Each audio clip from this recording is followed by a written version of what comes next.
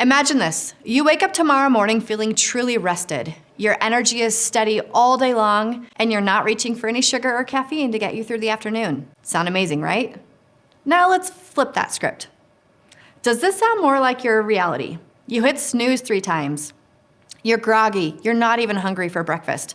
And by mid-afternoon, you're crashing hard, desperate for another cup of coffee or that quick sugar fix. Let me help you understand what is happening in your body when stress takes over, how cortisol and glucose are supposed to work together, and what goes wrong when they don't. Most importantly, I'm gonna share simple, actionable steps so you can take them to start feeling better. Cortisol is often referred to as the stress hormone, but it's much more than that. It truly is a vital hormone that your body needs to function properly. It's produced by your adrenal glands, which sit on top of your kidneys. So there's some roles of cortisol.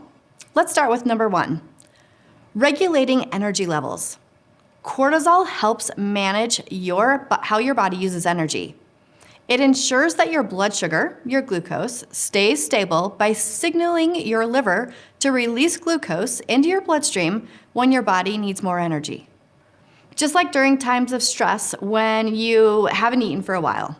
This is essential for keeping your brain and muscles fueled. Number 2 is the stress response that it does. It helps with a fight or flight.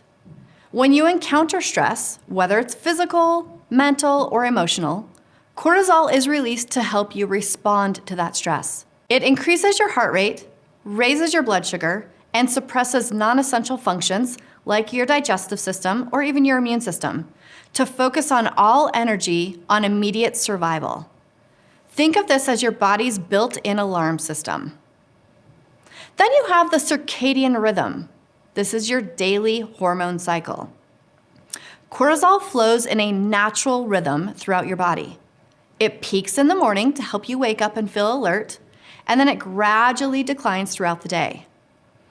It's at its lowest at night to help you wind down and sleep. And this rhythm helps your body stay in sync with your daily activities. So if your cortisol level is low at night and spiking up in the afternoon, you might find that you have some insomnia or unable to sleep. Oftentimes this happens, or you'll know it happens, if you have a second wind in the afternoon. Then there's the inflammation control. Cortisol has an anti-inflammatory effect. It helps to regulate your immune system, preventing it from overreacting to minor threats and causing unnecessary inflammation. It also helps with blood pressure regulation. Cortisol helps to maintain proper blood pressure levels, ensuring that your cardiovascular system is working efficiently, especially during times of stress. Cortisol isn't always the villain that we think it is. It gets this bad reputation because it's associated with stress, but it's important to understand that cortisol isn't inherently bad. In fact, it's critical for our survival, just like we've talked about. The problem arises is when cortisol is consistently elevated due to chronic stress, poor sleep, and other factors such as maybe not getting enough food in for the day, not enough nutrition. When this happens, it can disrupt your sleep-awake cycles. It can cause these blood sugar imbalances, and it can lead to weight gain, especially around your lower abdomen. It can also contribute to fatigue, mood swings, and other health issues. So what does cortisol feel like in the body? Well, when it's balanced, you can wake up feeling energized, refreshed, and you can handle stressors without crashing, and you seem to feel calm at bedtime. But when it's dysregulated, you might feel wired but tired, experience sugar cravings, have trouble falling asleep, or even waking up in the middle of the night. So how do cortisol and glucose, how are they connected? Let's talk a little bit about glucose now. Glucose, or blood sugar, is your body's natural source of energy. Every time you eat, your body breaks down carbohydrates into glucose, which is then used for fuel to your brain, your muscles, and other systems in your body. But what happens if you haven't eaten in a while? That's where cortisol comes in. When your blood sugar drops, cortisol signals your liver to release stored glucose into your bloodstream to give you that quick energy boost. This process is called glucogenesis. It's a perfectly normal part of your body's survival system. But the problem with that is, when things go wrong and stress keeps your cortisol levels elevated all the time, your body is consistently releasing glucose, even when you don't have enough of it or need it, which forces your pancreas to produce more insulin to bring your blood sugar back down. So over time, this cycle can lead to many things, including insulin resistance. This is where your cells stop responding to insulin because it's like that man that cried wolf or the boy that cried wolf. And of course, it creates energy crashes and then that weight gain that we talked about, especially around that midsection. So if you think of cortisol as your body's emergency gas tank, it's there for when you need a quick boost to keep going, but if you're constantly relying on that gas tank and it empties out, your body is gonna struggle to keep up.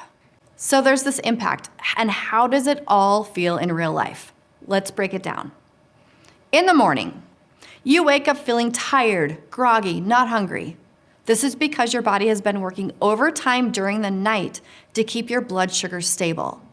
Cortisol levels are supposed to peak in the mornings, just like we talked about earlier. But when they're dysregulated, you might feel like you're dragging yourself out of bed instead of springing up with energy. In the afternoon, by mid-afternoon, you might hit an energy crash. This is when you might be reaching for that sugar, chocolate bar, caffeine, or carbs to keep you going. These quick fixes temporarily raise your blood sugar, which can also trigger another insulin spike, leading to another crash.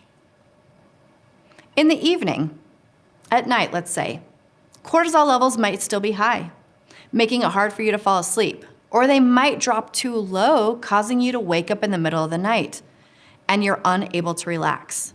So the long-term effects, chronic cortisol and glucose are imbalances that can lead to weight gain, especially around your belly, difficulty focusing, digestive issues, and even mood swings. Over time, it can contribute to conditions like insulin resistance, adrenal fatigue, or even metabolic disorders. So how do you break the cycle? Here are some practical steps. The good news is that you can break the cycle with 4 steps. Number 1 is start your day right. What does that mean? Eating within 30 to 60 minutes of waking up, even if you're not hungry, and having a breakfast that is full of protein, like eggs or even healthy fats like avocado, and a little bit of fiber, like maybe some vegetables, can help stabilize your blood sugar. Drink a glass of water before coffee to rehydrate your body and avoid spiking your cortisol further. In fact, if you can get that protein in before you have your cup of coffee, that's even better. Managing stress throughout your day is step number 2. Take short, intentional breaks, even if it's 5 minutes of deep breathing or stepping outside just to lower your cortisol levels. Take your body out of that stress response that you might be going through. Try the 4-7-8 breathing technique.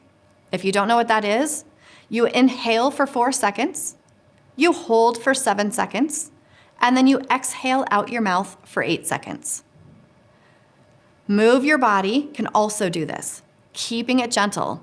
Get up and walk around the block. Or you can even get up from your desk and do some stretching. You can go to a yoga class in the middle of the day. Whatever you need to do, these are really great for cortisol regulations rather than high-intensity workouts when you're already stressed.